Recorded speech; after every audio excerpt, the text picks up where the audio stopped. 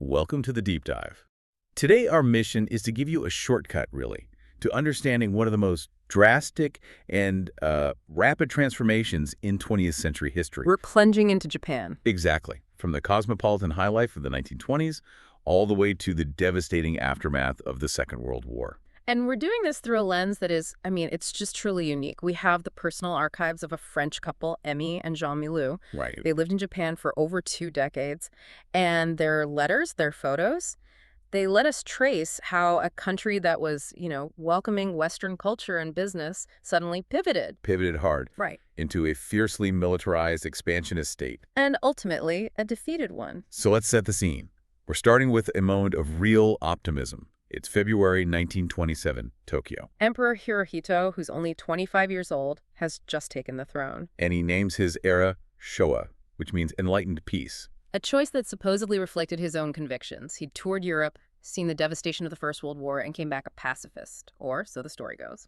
And that name, enlightened peace, it just captures the hope of the time, doesn't it? It really does. The sources from this period show this radical embrace of modernity in the capital. It was a sophisticated industrial powerhouse. People were going to the movies, concert halls, wearing Western fashion. And in that very year, 1927, they opened the city's first subway line. They were competing with the West, in some ways even surpassing it. And that's the energy that drew in people like Jean Milou, a young French engineer. He was commissioned to set up a really crucial telegraph link between Japan and France. But Jean wasn't one of those expats who just stays in their own bubble. No, he went all in, learned the language, worked side by side with Japanese teams at the Tomioka Communications Center. And you can see his dedication in his archives. His photographs, they aren't just the usual tourist shots of temples. No, they're authentic. He has these amazing pictures of peasants wearing these heavy, practical coats made entirely from harvested rice straw. Just to protect them from the rain. It shows he was absorbing everything, the high-tech and the deep rural traditions. He's also absorbing high society. He was a regular at these big receptions for Westerners. Often at the famous Imperial Hotel. A journalist at the time, André Valise, called it the most incredible hotel in the world. It was the spot. The rendezvous for the Tokyo elite diplomats, businessmen, the whole European colony. And it's in this vibrant cross-cultural world that Jean meets Emi Amura. Her story is it's so vital because it reveals the tension between Japan's modern face and its rigid internal structure. Absolutely. Emi was separated from her Japanese husband, who is a psychiatrist. She'd married him, Dr. Shutaro Imura, back in Europe where things were different. But when they came back to Japan, she realized the traditional system demanded one thing. Obedience. Total obedience. Men were masters, wives were servants, and she was stuck living under her mother-in-law's rules. For a woman used to Western independence. It was suffocating, so she left him. And her quest for autonomy wasn't happening in a vacuum. This was part of a major cultural wave. You had Japanese feminists demanding the right to vote. And Emi fell in with the urban youth, the moga, modern girls. They were a symbol of freedom. The short, boyish haircuts, smoking, asserting their independence. In a way that just defied centuries of tradition. And the Milou archive gives us this wonderful little detail about this cultural exchange. Yeah, Emi would lend her stylish Western dresses to her friend Makiko. And in return, Makiko taught Emi the incredibly complex, multi-layered process of wearing a kimono correctly. For a brief moment, they were living in this space of, as Emi wrote, sweet freedom, mutual curiosity. But that sweetness, it was being corroded from within. Right, because while Japan was making these democratic advances, direct male suffrage for men over 25 in 1925, that openness was immediately countered. Undermined, brutally, with the internal security law. It was designed to do one thing: silence all opponents, anti-capitalists, anyone who disagreed. So they gave democracy with one hand and then choked it with the other. Precisely. And we see the impact right away. In 1928, the political police arrest 1,600 alleged communists. And it got worse than just arrests. The sources tell the story of the communist writer Kobayashi Takiji. A tragedy. Jailed and tortured to death simply for writing a book that condemned the police brutality he had seen. So that veneer of enlightened peace was already cracking. And then the world economy just shattered it completely. In the spring of 1930, 6 months after the Wall Street crash, the Great Depression slams into Japan, The effect was devastating for the average person. Global trade dried up. which meant the price of silk, the main source of rural income, just collapsed. 2 million Japanese were suddenly unemployed. The state had no answer. And you see the desperation in the accounts from the countryside. In places like Nago, families were forced to sell their young daughters to tea houses. Just to work as waitresses or geishas so the rest of the family could eat, the government had failed them. And into that vacuum steps the military.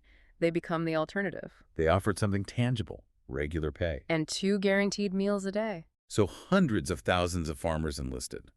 And that cemented the military's dominance. They offered stability when the government only offered collapse. So with the internal economy failing, the military solution was to look outward. Expansion. They already had Taiwan and Korea, but they needed resources and new markets. Which leads directly to the invasion of Manchuria in northern China, September 1931. The army moved fast. Within 6 months, they controlled a region twice the size of Japan. And they set up a puppet state, Manchukuo, with the last Chinese emperor, Puyi, as a figurehead. A figurehead who took all his orders from the Japanese military. And this provided immediate, vital economic relief for Tokyo. Manchukuo supplied a third of Japan's iron ore, became the world's biggest soybean producer. This wasn't just land. This was a strategic lifeline.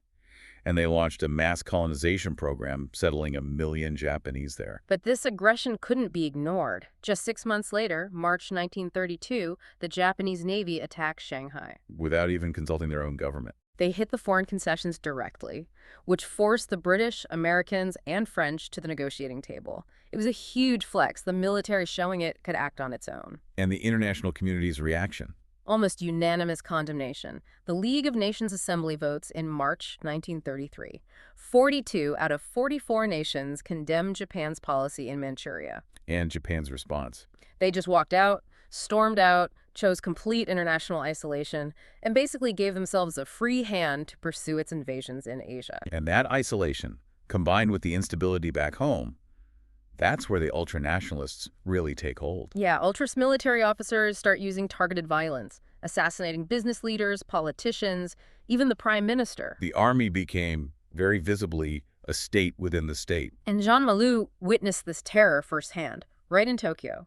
On February 26, 1936, he manages to get news to Paris about a coup d'etat. 1,500 ultranationalist officers occupying parliament, the war ministry, police headquarters. And the irony is, they claimed they were doing it in the emperor's name, to restore him as an absolute leader of a military regime. But Emperor Hirohito objected. He said the troops had mobilized without his orders, that they were no longer our troops. The uprising was suppressed, but the ultraists had won. The new prime minister immediately increased the armed forces budget. And Jean's friends noted that these guys were openly fascinated by Hitler. The Nazi influence was growing. It's in this dark, tense atmosphere that Emmy seeks a brief escape. She travels to Manchukuo, which the Japanese army had bizarrely turned into a sort of war tourism destination. Strange, isn't it? Harbin was popular with wealthy foreigners for partying. Emmy wrote to Jean about staying at the Hotel Modern, listening to jazz musicians until dawn. Almost a desperate attempt to hold on to that cosmopolitan life they once knew. While the war machine was just escalating dramatically in China, after Ping and Shanghai fell, the army moves on the capital, Nanjing, in 1937. And this is where the true horror of the conflict just explodes. After the conquest, the Japanese army, cut off from supplies, goes on a 3-month killing spree.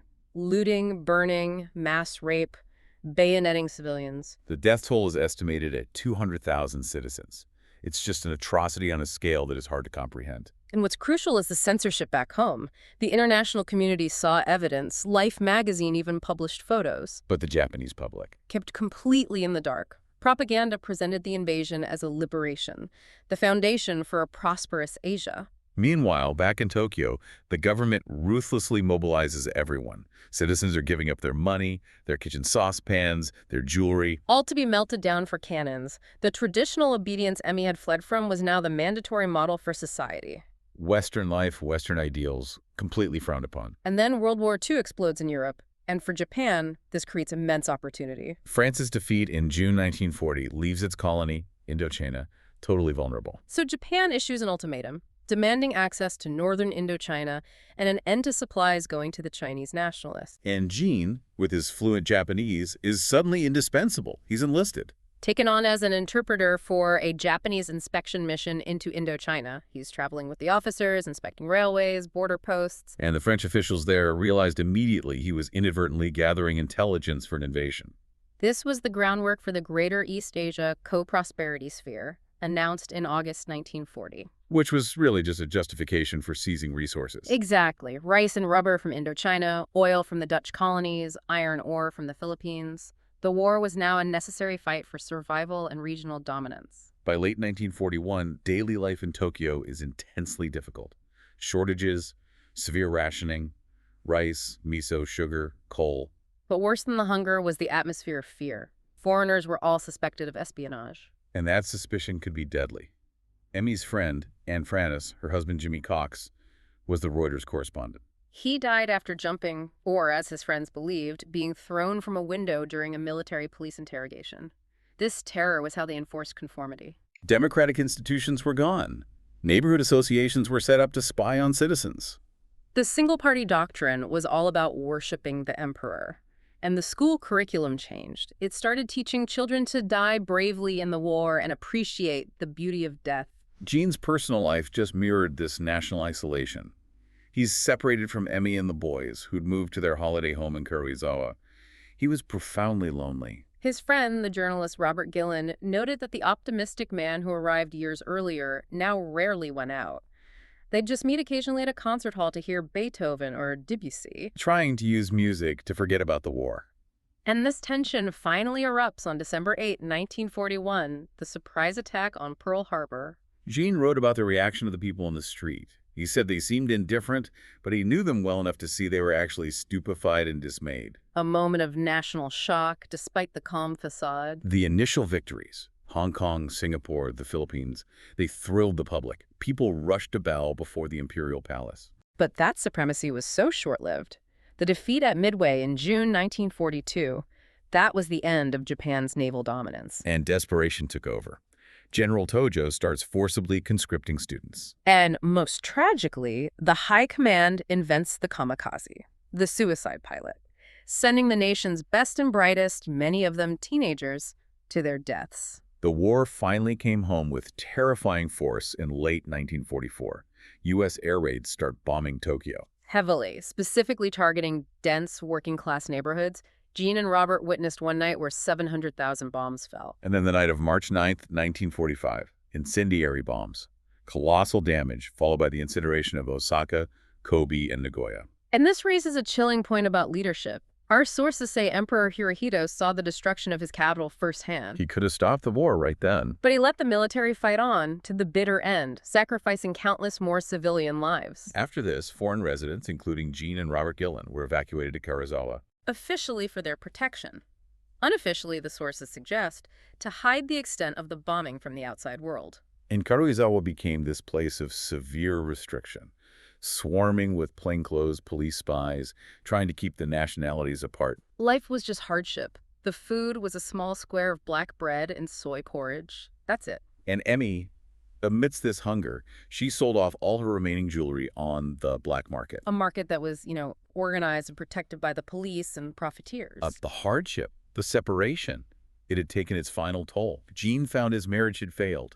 Emmy moved to a separate neighborhood. The quiet, personal cost of war. Even survival couldn't save their union. And despite this overwhelming reality, the Japanese government ignored the Allies' call for unconditional surrender at Potsdam in July 1945. Because it offered no guarantee the imperial system would be preserved. And the emperor, he said nothing. That silence paved the way for the final, devastating acts of the war. The atomic bombs. On Hiroshima and Nagasaki, Gene was devastated. He pasted newspaper pictures of the destruction into his albums. Robert Gillen wrote, "With the Hiroshima bomb, the atrocity of war has reached new heights. Humankind has entered the era of mass murder." Japan surrendered on August 15, 1945. General MacArthur's 8th Army arrived and immediately started a sweeping program of democratization. And Gene's language skills were suddenly invaluable. He worked for the 8th Army's Telecommunication Bureau. His trilingual sons were hired as interpreters. The change was rapid. Multi-party elections in April 1946. Women voted for the first time. But a huge debate emerged. What to do about the emperor? Many demanded he be tried as a war criminal for his role as commander-in-chief. MacArthur faced this immense political risk, and he made a choice. A definitive choice. He decided to preserve the imperial system. He argued Hirohito was a symbol which unites all Japanese. Destroy him, and the nation will disintegrate. Stability over justice. And so the Tokyo trial from 1946 to 48, it revealed the war crimes in Nanjing, the looting to the Japanese public for the first time.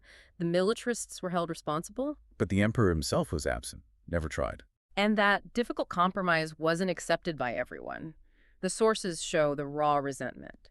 A demobilized soldier wrote in his diary that so many lives were sacrificed in the emperor's name. And that he, more than anyone else, must be held responsible. The Milu family, they just failed to deal with the ghosts of the war. They scattered. Louis became an architect in Paris, Mark worked in U.S. Army intelligence, Jean moved to Geneva. And Emmy stayed in Japan until 1952, eventually settling in Brighton. They rarely spoke of those years again. We end this journey, following them from the vibrant 20s through the crash and the war, with this poignant reflection from their friend, Robert Gillen. About the Japanese people he knew so well. He said, "We Japanese smile because we are hurting. For us, a smile is not always synonymous with pleasure. There are millions of smiles on Japanese faces today because in Japan there are millions of wounded hearts." This microhistory, it just shows us how quickly personal independence and high society can dissolve into mandatory obedience and state terror. Especially when economic collapse is weaponized to justify militarism and expansion. It also highlights the absolute necessity of propaganda and censorship to hide atrocities not just from the world, but from your own people. And that brings us back to that difficult endgame.